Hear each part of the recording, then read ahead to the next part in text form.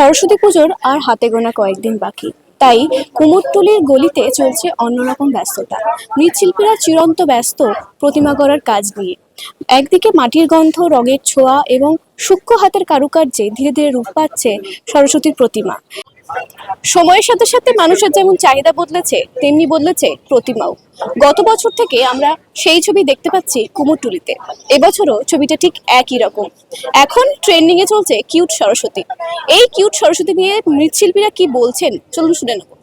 হ্যাঁ, আসলে প্রথমে আমি শুরু করেছিলাম গেল বছর উত্তর কলকাতার এক পুজো কমিটির কিউট সরস্বতী আমি শুরু করেছিলাম। তারপরে দুর্গা, কালী, জগদ্ধাত্রী, লক্ষ্মী সবই হয়েছে।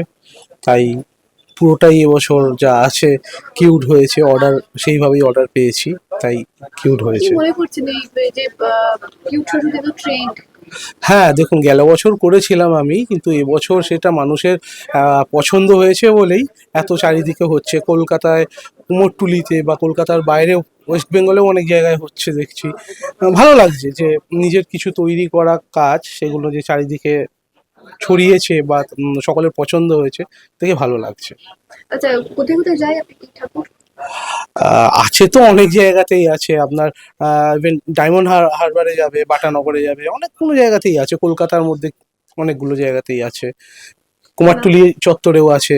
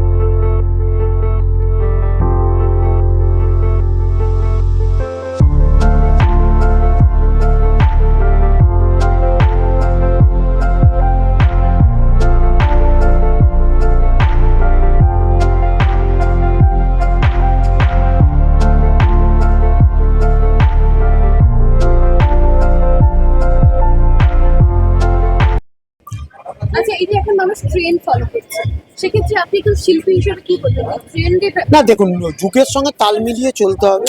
এখন যুগের সঙ্গে তাল মিলিয়ে একটু থিমের মধ্যে চলে এসেছে দুর্গার প্যান্ডেলগুলো, সেই অনুপাতেই এইসব কিউটি আপনার সরস্বতী বেরোচ্ছে, লোকে নিচ্ছেও।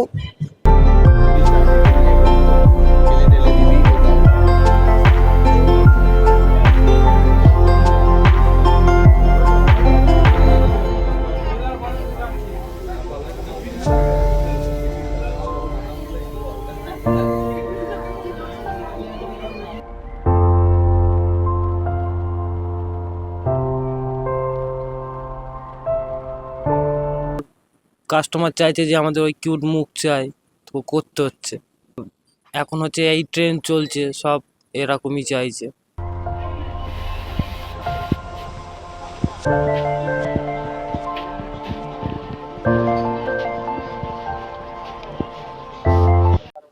আমরা যেমনটা দেখলাম এবং মৃৎশিল্পীদের কথাই যেটা বুঝলাম, যে অন্যান্য বারের তুলনায় এবছর কিউট সরস্বতীর চাহিদা একটু বেশি।